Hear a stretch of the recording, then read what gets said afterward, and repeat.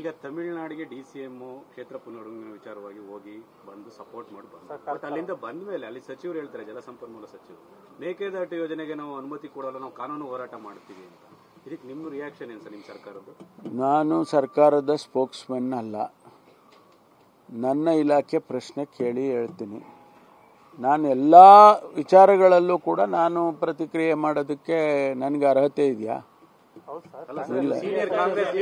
ಹೌದಪ್ಪ, ಎಲ್ಲ ಡಿಪಾರ್ಟ್ಮೆಂಟ್ಗೂ ನಾನು ಉತ್ತರ ಕೊಡ್ಲಾ? ನೋನೇ ಇದು ಸ್ವಲ್ಪ ಕೇಳ್ರಿ ನೀವು. ನನ್ನ ಇಲಾಖೆದು ಕೇಳಿ, ಬೇರೆ ಇಲಾಖೆದು ಸಚಿವರಿದ್ದಾರೆ, ನಾನು ಹೆಂಗೆ ಅವರು ಅದಕ್ಕೆ ಉತ್ತರ ಕೊಡೋದು? ಅದು ಚರ್ಚೆಗಳಾದಾಗ, ಸಭೆಗಳಾದಾಗ ನಮ್ಮ ಅಭಿಪ್ರಾಯಗಳು ಹೇಳ್ತೀವಿ. ನಾನು ಆ ಇಲಾಖೆ, ಈಗ ಪೊಲೀಸ್ ಇಲಾಖೆ, ಗೃಹ ಇಲಾಖೆಗೆ ಬೇರೆ ಮಂತ್ರಿಗಳು ರಿಯಾಕ್ಷನ್ ಮಾಡಿದ್ರೆ ಹೆಂಗಿರುತ್ತೆ? ಹಂಗೆ ಅಲ್ವಾ ನಮ್ಮ ಇಲಾಖೆ, ನಾವು ಬೇರೆಯವ್ರ ಇಲಾಖೆ ಮಾಡಬಾರ್ದಲ್ವಾ? ಯಾವುದರದ್ದು? ಹಾಂ, ಯಾಕಾಗಲ್ಲ?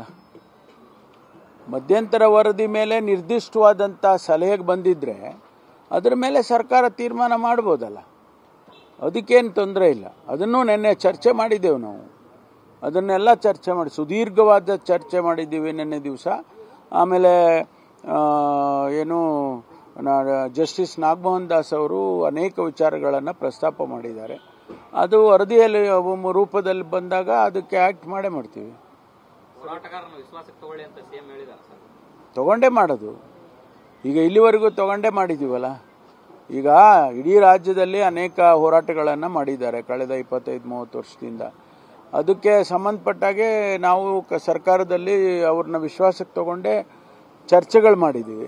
ಅಂತಿಮವಾಗಿ ಈಗ ನಮಗೇನು ಸುಪ್ರೀಂ ಕೋರ್ಟಲ್ಲಿ ಎಂಪೆರಿಕಲ್ ಡೇಟಾದ ಆಧಾರ ಇಟ್ಕೊಂಡು ಮಾಡಿ ಅಂತ ಹೇಳಿದರು. ಅದಕ್ಕೆ ನಾವು 2011 ಸೆನ್ಸಸ್ಸು ಅದು ಉಪಯೋಗ ಆಗುತ್ತಾ ಅಂಥೇಳಿ ನಾಗಮೋಹನ್ ದಾಸ್ ಅವರು ನೋಡಿದ್ದಾರೆ.